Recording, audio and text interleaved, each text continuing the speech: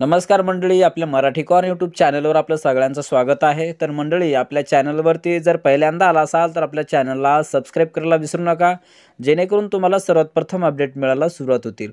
तर मंडळी, आज आपण या व्हिडिओमध्ये जो काही मंत्रिमंडळाचा निर्णय झाला की 10 जानेवारी 2024 अंतर्गत जे काही महत्त्वाचे मंत्रिमंडळाचे निर्णय झाले, या अंतर्गत एक महत्त्वाचा मंत्रिमंडळाचा निर्णय म्हणजे प्रधानमंत्री आवास योजनेअंतर्गत स्थलांतरित लोकांना 1,65,000 रुपये निर्वाह भत्ता दिला जाणार आहे। तर त्याबद्दलची संपूर्ण माहिती आपण आपल्या या मराठी कॉर्नच्या यूट्यूब चॅनलच्या माध्यमातून बघणार आहोत। तर नक्की आपला हा व्हिडिओ शेवटपर्यंत बघायला विसरू नका।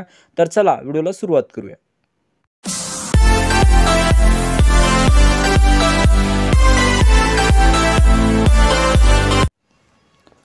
तर मंडळी, तुम्ही जो काही हा मंत्रिमंडळाचा निर्णय पाहत असाल, म्हणजे जे काही महत्त्वाचे मंत्रिमंडळाचे निर्णय हे 10 जानेवारी 2024 अंतर्गत झालेले आहेत। या अंतर्गत आपण टप्प्याटप्प्याने जे काही महत्त्वाचे निर्णय आहेत आपण ते पाहत आहोत।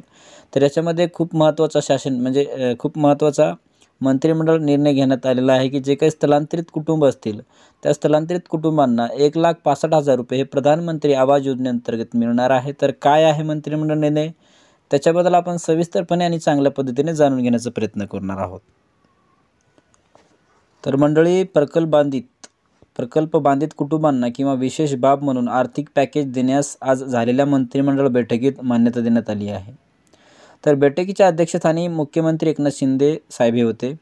तर राज्याचे मुख्यमंत्री एकनाथ शिंदे साहेब यांच्या माध्यमातून जो काही महत्त्वाचा मंत्रिमंडळाचा निर्णय घेण्यात आला, आणि त्या माध्यमातून आपण या व्हिडिओच्या माध्यमातून हा मंत्रिमंडळाचा निर्णय पाहत आहोत की राज्यामध्ये 1 जानेवारी 2014 पूर्वीच्या पुनर्वसन अधिनियम 1999 लागू असलेल्या पाटबंधारे प्रकल्पाअंतर्गत बाधित गावठाणातील प्रकल्प बांधित कुटुंबांना घरच्या बांधकामाचा खर्च आणि सर्व नागरी सुविधा विकसित करण्यासाठी लागणारा खर्च व स्थलांतरित करताना देय असलेले भत्ते यापोटी खालीलप्रमाणे आर्थिक पॅकेज अनुज्ञेय करण्यास मान्यता देण्यात आली आहे की प्रधानमंत्री ग्रामीण आवास योजनेतील निकषाप्रमाणे बांधलेल्या घराऐवजी, जे काही बांधलेलं घर असेल त्याऐवजी 1,65,000 हा निर्वाह भत्ता त्या स्थलांतरित लोकांना दिला जाणार आहे की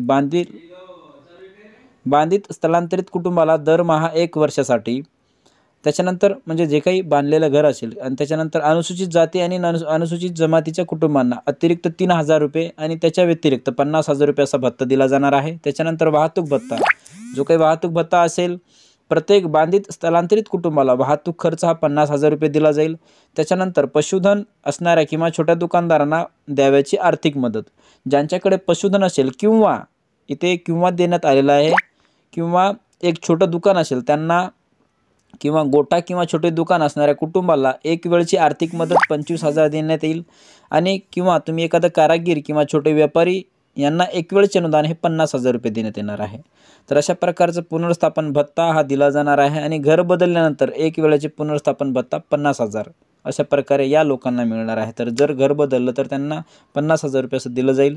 तर ही जी काही रक्कम आहे, ही रक्कम तसेच नागरी सुविधावर अपेक्षित एकूण खर्च आणि या व्यतिरिक्त त्यावर 25% वाढीव रक्कम याप्रमाणे आर्थिक पॅकेज म्हणून देण्यास मान्यताही देण्यात आलेली आहे की ज्या बाधित गावठाणासाठी नवीन गावठाण विकसित झालेले असेल परंतु प्रकल्पग्रस्त किंवा स्थलांतरित झालेले नाही, अशी प्रकरणी जे प्रकल्पग्रस्त आर्थिक पॅकेज घेतील त्यासाठी तयार करण्यात आलेला भूखंड लिलाव करून त्यामधील उत्पन्न प्रकल्पाच्या संस्थेला ज्यांनी प्रकल्पासाठी खर्च केला असेल किंवा परत करण्यात येईल, ज्यांनी प्रकल्पासाठी खर्च स्वतः केला असेल तर त्यांना ही रक्कमसुद्धा परत करण्यात येईल। तर अशा प्रकारे एक महत्त्वाचा जो काही मंत्रिमंडळाचा निर्णय झाला की या मंत्रिमंडळाच्या निर्णयाअंतर्गत प्रधानमंत्री ग्रामीण आवास योजनेतील निकषाप्रमाणे 1,65,000 निर्वाह भत्ता काही जे काही स्थलांतरित लोक आहेत त्या स्थलांतरित लोकांना दिलं जाणार आहे। 1,65,000 म्हणजे इथे त्यांनी मुद्दे देण्यात आलेले आहे की जे काही अनुसूचित जातीमध्ये असतील किंवा अनुसूचित जमातीमध्ये असतील त्यांना 3,000 रुपये किंवा त्याच्या व्यतिरिक्त 50,000 रुपये असं दिलं जाईल।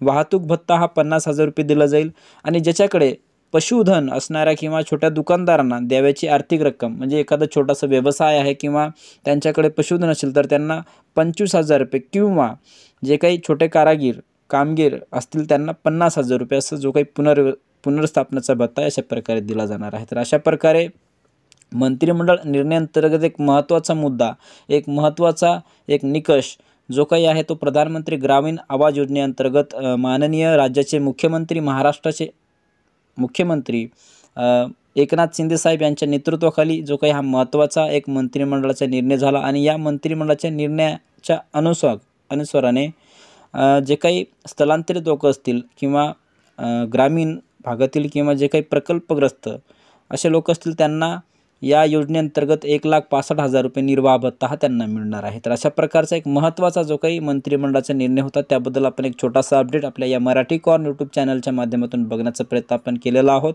तर आपला जर हा व्हिडिओ आवडला असेल तर नक्की आपल्या नातेवाईकांना मित्रांना शेअर करायला विसरू नका किंवा आपल्या प्रकल्पग्रस्त किंवा जे काही स्थलांतरित व्यक्ती असतील त्यांना हा व्हिडिओ नक्की शेअर करायला विसरू नका, जेणेकरून त्यांना पण कळेल की जे काही नवीन योजना असतात किंवा जे काही मंत्रिमंडळ निर्णय येत असतात त्यांना पण कळेल. या योजनेचा लवकरच नवीन एक शासन निर्णय GR प्रस्तावित होईल. तर आपण अजून माहिती पाहू कशा प्रकारे अर्ज केला जातो, कशा प्रकारे या योजनेचा लाभ मिळेल. तर या व्हिडिओमध्ये आता आपण जी काही महत्त्वाची छोटीशी माहिती आपण ती बघण्याचा प्रयत्न केलेला. तर नक्की आपला हा व्हिडिओ शेअर करायला विसरू नका. धन्यवाद. जय हिंद, जय महाराष्ट्र.